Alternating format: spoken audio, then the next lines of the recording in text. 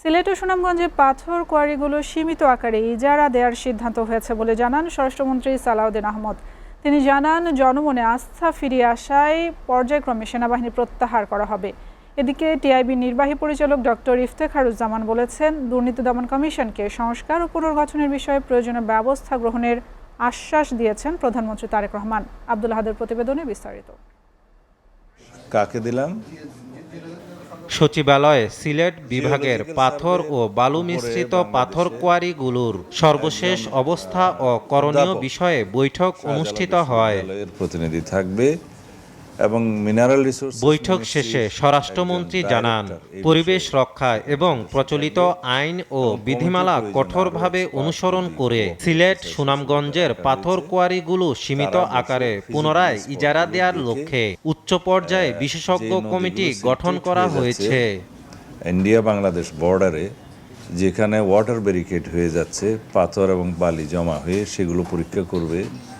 আর যে সমস্ত জায়গায় নদী ভাঙ্গনের কারণে আমাদের সীমান্ত পরিবর্তন হয়ে যাচ্ছে সেটা পরীক্ষা করবে। কি পরিমাণে, কত গভীরতায় এই পাথরগুলো উত্তোলন করলে পরিবেশ সংরক্ষণ করা হবে, আহরণ করলে সে ব্যাপারে সাজেশন দিবে।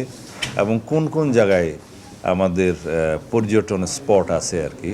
পুলিশ, সেনাবাহিনী এবং সংশ্লিষ্ট সংস্থাগুলোর মধ্যে সমন্বয়ের মাধ্যমে পর্যায়ক্রমে সেনাবাহিনী প্রত্যাহারের সিদ্ধান্ত নেওয়া হয়েছে বলেও জানান স্বরাষ্ট্রমন্ত্রী। নির্বাচিত সরকার, রাজনৈতিক সরকার দায়িত্ব গ্রহণ করেছে। আমরা পুলিশ বাহিনীকে একটা সুশৃঙ্খল অবস্থায় ফেরত নিয়ে আসতে পেরেছি বলে আমাদের এখন বিশ্বাস জন্মেছে, জনমনেও বিশ্বাস জন্মেছে।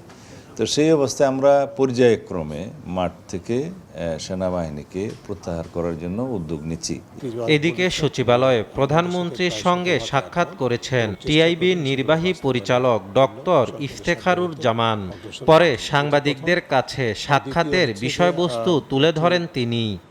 বিশ্বব্যাপী একটি আন্তর্জাতিক দুর্নীতি বিরোধী কনফারেন্স হয় প্রতি 2 বছর পর পর, এবং সরকার যদি, মন্ত্রিপরিষদ যদি সম্মত হয় তাহলে সেটির সম্ভাবনা আছে যে বাংলাদেশ চেষ্টা করবে এই সম্মেলনটি বাংলাদেশে হোস্ট করার জন্য, যার মাধ্যমে দেশবাসীকে বর্তমান সরকার এবং আন্তর্জাতিক পরিমণ্ডলে বর্তমান সরকার এমন একটা বার্তা দিতে চায় যে সরকার দুর্নীতির বিরুদ্ধে অঙ্গীকারাবদ্ধ।